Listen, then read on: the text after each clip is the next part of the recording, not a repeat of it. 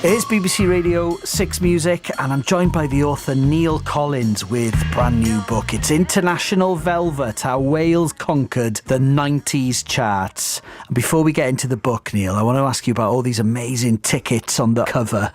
We've got a gig for Super Furries in Tokyo, the Darling Buds in West Hollywood, Catatonia in Margam Park, Mannix in New York.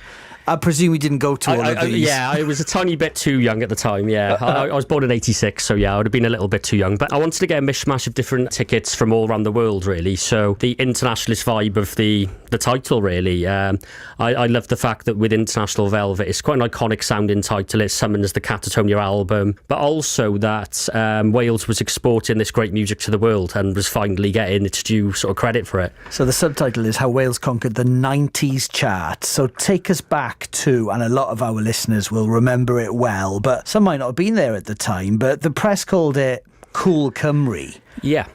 Cool Wales, the music coming out of Wales. But you kind of look at the lead up to that point. It's a book predominantly on the 90s, but I wanted to get what became before, really. So it's the 60s all the way to the end of the 80s, but there was a really vibrant Welsh language scene bubbling under the surface in the mid-80s.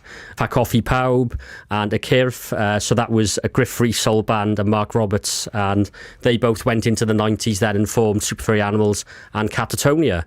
So not only two of the best Welsh bands ever, but two of the best bands of that era in Britain, really, full stop. That's two of the artists in the book. Obviously, Furries, Catatonia, and I guess Mannix kind of got a bit of stick when they were starting as well. I mean, it's unthinkable now, but from the music press, for being Welsh. Yeah, so if you look at a lot of the early reportage, even to the point in the mid-90s, in quote marks, when the Welsh bands approved themselves, there was a hell of a lot of like naff puns about, you know, Welshness and... Don't say them all now, we'll get loads of complaints. Somebody will be tuning in right now and hearing you saying awful things. Yeah. So, I wanted to introduce some different analysis to the sort of big hitters, so to speak, so Super Furries, Catatonia. It's very well-trodden ground, but I wanted to bring different aspects to my analysis of them.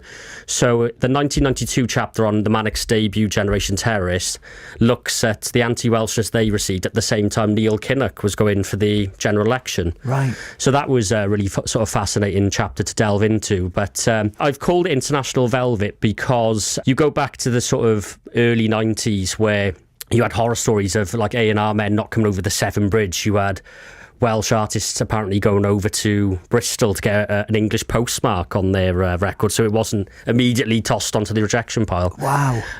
You had bands up in North Wales. Gorwel Owen, who's the Furries producer, was saying that he worked with bands, but they would play on the fact they were from Liverpool.